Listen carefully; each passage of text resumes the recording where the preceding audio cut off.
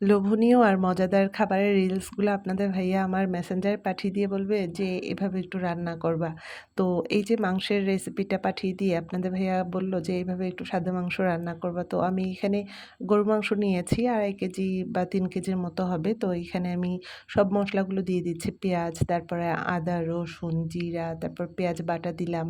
আর এখানে বেশি করে কাঁচামরিচ আর টমেটো দিয়েছি। আর এখন আস্ত রসুনের কোয়া, তারপরে জয়ত্রী, আর এখানে এলাচ, দারচিনি, লবঙ্গ সবকিছু মসলা দিলাম।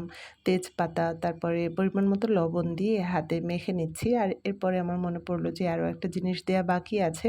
তো এখানে আমি সেই ভিডিওটাতে দেখা যেইভাবে রেসিপিটা ছিল সেই রেসিপি ফলো করছি। সেই রেসিপি অনুযায়ী সবকিছু দিলাম। আর কি মাংসের পরিমাণটা বেশি ছিল। ওই রেসিপিতে ছিল ১ কেজি পরিমাণের মাংস। তো এখানে আমি মাংস বেশি নিয়েছি এবং সেই অনুযায়ী আমি মসলাগুলো একটু বাড়িয়ে দিয়েছি। তো এখানে আমার পরে মনে পড়লো যে আমি বাদাম বাটা দেইনি। তো বাদাম বাটা আর এইখানে দুধ দিয়েছি ০.৫ কেজির মতো ঘন দুধ দিলাম। একদম সরসহ দিয়েছি। আর এই মাংসটা রান্নাতে কোনো পানি ব্যবহার করা হয় না। একদম দুধের সাথে দুধ দিয়েই রান্না করা হয় এটা। তো সবকিছু দেওয়ার পরে এখন মসলাটা আমি খুব ভালোভাবে মিশিয়ে দিচ্ছি। আর বাদাম বাটা যেহেতু দেয়া আছে, এখানে মসলাটা লেগে পড়তে চায়, আর কি নিচে তলায় লাগতে চায়। যার কারণে একটু পরপরই নাড়তে হবে। তো এখানে সব মসলা দেওয়ার পরে হাতে মেখে আমি দিয়ে দিলাম। আর সব শেষে আমি ২ টেবিল চামচ ঘি দিয়ে দিলাম। এখানে এর আগে কিন্তু আমি কোনো তেল দিইনি। শুধু এই ঘিটাই দেয়া। আর একটু তেল দেব না। কারণ শেষে পেঁয়াজ বেরেস্তা করে তেলসহ সেই বেরেস্তাটা দিয়ে দেব। যার কারণে আমি ১ম এ কোনো তেল দিলাম না। আর গরুর মাংস থেকেই অনেকটা তেল বের হবে।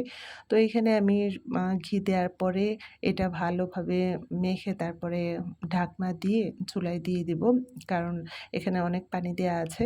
আর এখানে আমি শাকভাজি করছিলাম। ছোট চিংড়ি মাছ দিয়ে আর আলু দিয়ে শাকভাজি করেছি। আর অন্য চুলায় আমার ডাল রান্নাও হয়ে গেছে। একদম পাতলা করে ডাল রান্না করেছে। ডাল ছাড়া তো আমার ঘরে হয়ই না ভাত খাওয়া। প্রতিদিনই ডাল লাগবে। তো ঘন ডালের চাইতে আমার ঘরের সদস্যরা পাতলা ডালটা খেতেই পছন্দ করে। তো এখানে আমি ডাল রান্না করে নিয়েছি।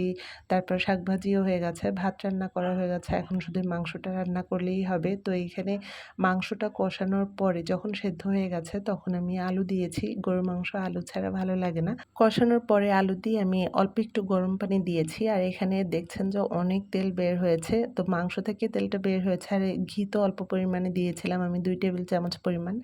তো এখানে আমি তেলের ভেতরে বেশি করে পেঁয়াজ কুচি দিলাম। দিয়ে আমি এটা বেরেস্তার জন্য ভাজছিলাম। আর অন্য চুলায় মাংসটা সেদ্ধ হয়ে গেছে, আলুও সেদ্ধ হয়ে গেছে। তো ঝোলটা একটু ঘন হবে। তো এই মুহূর্তে আমি সেই পেঁয়াজ বেরেস্তাটা তেলসহ দিয়ে দিলাম। আমার মাংসতে এই তেল দেয়া, এর আগে কিন্তু আমি একটুও তেল দিইনি। তো এটা নাড়াচাড়া করে এখন মিশিয়ে দিব। আর এই মাংসটার ঘ্রাণ যে এত সুন্দর আসছিল। আর এই মাংসের মধ্যে আমি কিন্তু হলুদ, মরিচ কিছুই দিইনি। একদম সাদা মাংস। শুধু আর কি গুঁড়া মরিচটা দিইনি। আমি এখানে কাঁচামরিচ দিয়েছি বেশি করে। কাঁচামরিচ দিয়েই রান্না করা। হলুদ আর গুঁড়া মরিচ কিছুই দিইনি। এটা সাদা মাংস রান্না করা। আর কি সাদা মাংস খেতে চেয়েছিল আপনাদের ভাইয়া। তো এই মাংসটা পরোটা দিয়ে খেতে কিন্তু বেশি ভালো লাগে ভাতের চাইতে। তো এটা রান্না করার পর আপনাদের ভাইয়া বলল যে, "না, যতটা ভেবেছিলাম যে মজা হবে তত কিন্তু মজা না।" আমার কাছে ভালোই লেগেছিল আর কি হলুদ মরিচ ছাড়া। কাঁচামরিচ দিয়ে মাংসটা রান্না বেশ ভালোই লেগেছিল। তো বিকেলবেলা আমি আমার ছেলেদের জন্য এখানে পাস্তা রান্না করেছিলাম। White sauce pasta, chicken pasta.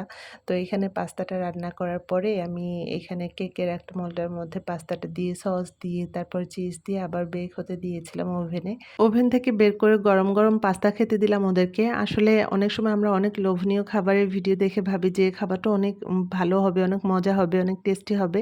তো আপনাদের ভাইয়াও ভেবেছিল যে এইভাবে মাংস রান্না করলে হয়তো অনেক মজা হবে। আসলে আমরা হলুদ মরিচ দিয়ে গরুর মাংস খেতে, খেতে অভ্যস্ত। এভাবে সাদা মাংস ভালো লাগার কথা না।